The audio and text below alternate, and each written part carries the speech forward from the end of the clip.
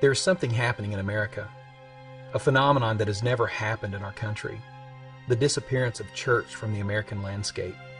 In just 200 short years, the church in America has gone from flourishing to vanishing. Studies say that the same percentage of our population is going to church as once did, but there are fewer churches. Urban, high-population megachurches are exploding with growth. At the very same time, a very different picture is being painted on the canvas of the marginal areas of our country.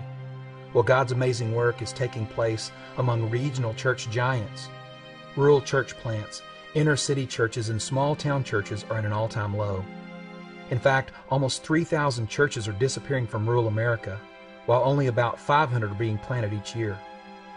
Many of the 500 new plants are based on an outdated church model. Because of a lack of relevance, support, and intentional direction, they are dying of frustration.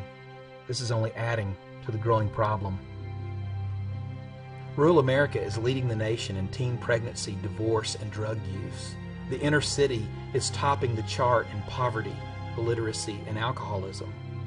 The most staggering statistic of all is that rural America is climbing into the position of one of the most unreached people groups in the world.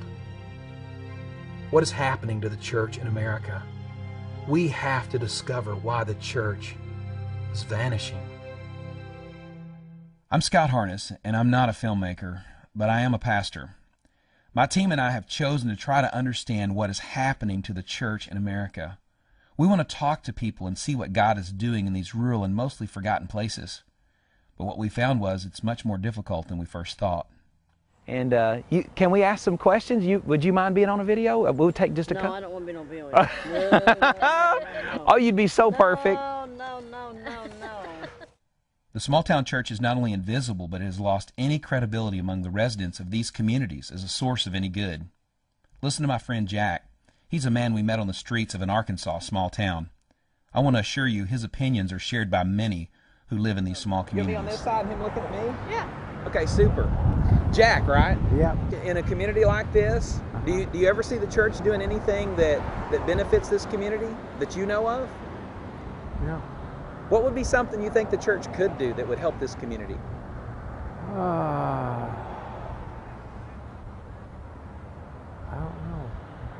I don't know. Jack struggled to see any use for the church. From his experiences, he had little to say about the credibility of the church. On the street where we did this interview, there were 3 churches. It seems the church in much of these marginal areas is present, but unaccounted for. A small contingent of God chasers are seeking to impact their own community. It was refreshing to at least find a few who are willing to do creative things and find unique ways to reach those who were far from God. On raw guts and a God-directed spirit of creativity, they are finding ways to challenge their community to notice God.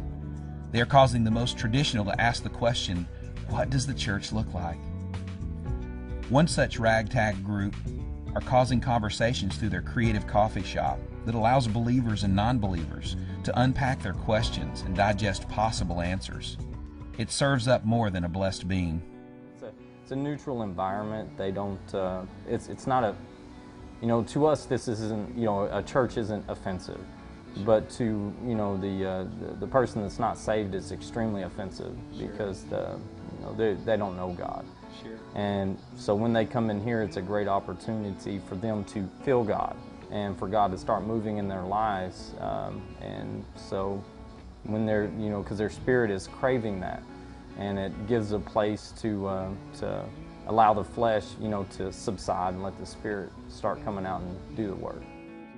There is one time in particular that there was a guy that came into one of the concerts that we had going, and I was actually singing at it, and he came in and he was like, hey, you guys sound really good, and he's like, but I don't know about the whole lyrics that you were singing, it was kind of gaudy, and I got into a discussion with him about it, and before I know it, he's asking to borrow a CD, so I go out to my car, get a CD, hand it to him, and a week later he's calling me saying, hey man, how do I get to know this Jesus? So far, we have uncovered the mixed cup of church and community in the rural byways. But what we would discover next would cause us to commit to action.